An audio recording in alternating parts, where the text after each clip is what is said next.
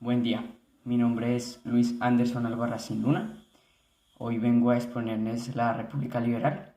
Soy del grado noveno del Colegio Naval de Coñas. La República Liberal. Durante el periodo comprendido entre 1930 y 1946, el Partido Liberal asumió el gobierno del país. El cambio que se produjo en la silla presidencial ocupada por el Partido Conservador durante el último lustro se debió especialmente a la crisis económica de la década del 20 y al malestar en la población debido al manejo inadecuado de las fuerzas militares y de la huelga que finalizó con la masacre de las bananeras. El gobierno de Enrique Olaya Herrera. Enrique Olaya Herrera fue el primer presidente de la República Liberal. Con el proyecto político de la Concertación Nacional buscó superar el partidismo tradicional, acogiendo a algunos políticos conservadores para su plan de gobierno. Tras asumir el cargo presidencial en agosto de 1930, inició su gobierno implementando reformas a nivel social, político y económico. Sin embargo, en esta misma estrategia causó desacuerdos y violencia entre la negativa de nombrar políticos conservadores en cargos públicos que fueran designados por funcionarios liberales. Olaya Herrera estuvo relacionado con la crisis económica mundial de 1929. En el caso colombiano, este evento impactó considerablemente en la economía nacional debido a la caída de los precios del café, la interrupción de la construcción de obras públicas y la reducción de la inversión extranjera. La ocupación de Leticia.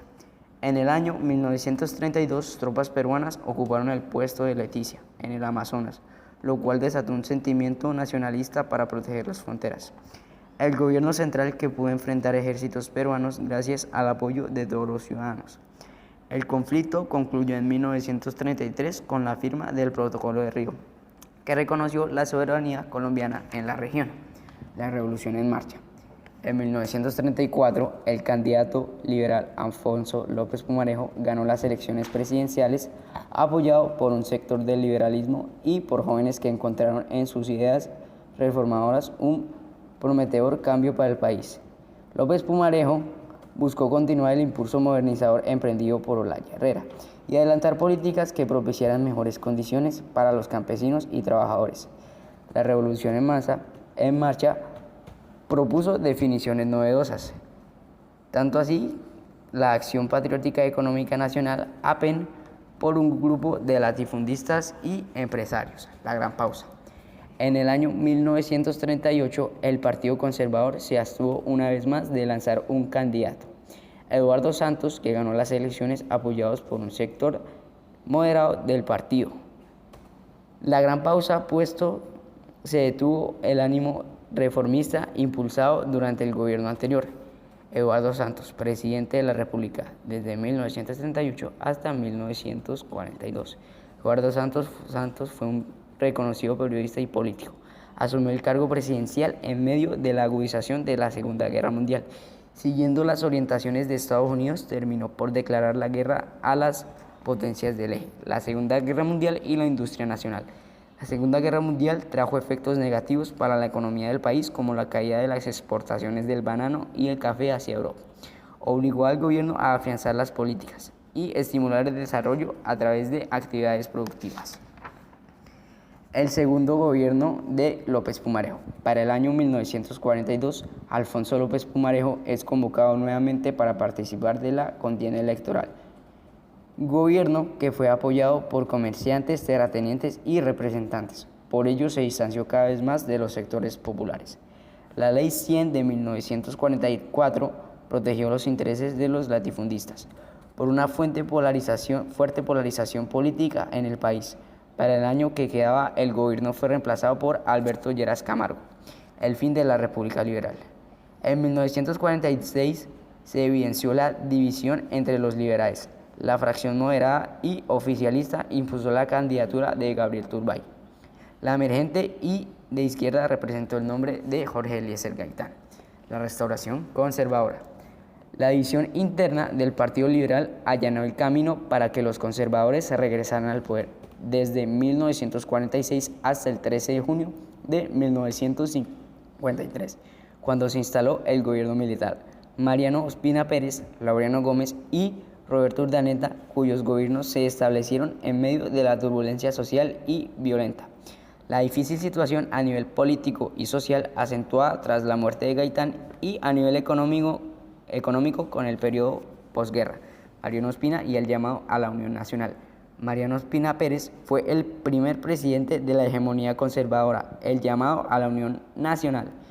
Con ese fin, Ospina convocó a los sectores de ambos partidos y encontró la aceptación entre algunos miembros del sector oficialista del Partido Liberal.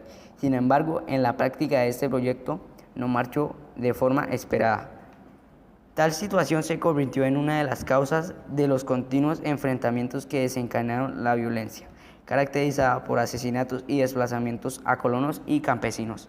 La reactivación económica en la posguerra. Durante este gobierno se realizaron importantes obras para el sector cafetero, tanto en la industria nacional, aprovechando el apoyo del Banco Internacional de Reconstrucción y Fomento, BIRF, la cual tuvo consecuencias favorables en Colombia. Prueba de ello fue la apropiación de las industrias de acero Paz del Río y el impulso a la construcción de represas como el Cisga, Saldaña, Coello y Neusa, que brindarían potencial hidroeléctrico al país. Se creó la empresa de telecomunicaciones Telecom y el Instituto de Seguros Sociales ISS. El caudillismo de Gaitán, el hombre del pueblo.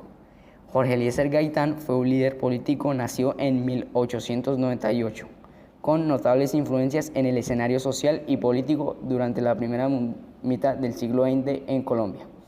Debido a su importante trayectoria y por su cercanía con los sectores menos favorecidos, fue figura pública por denunciar en el Congreso la actuación del Estado en contra de los trabajadores en la masacre de las bananeras.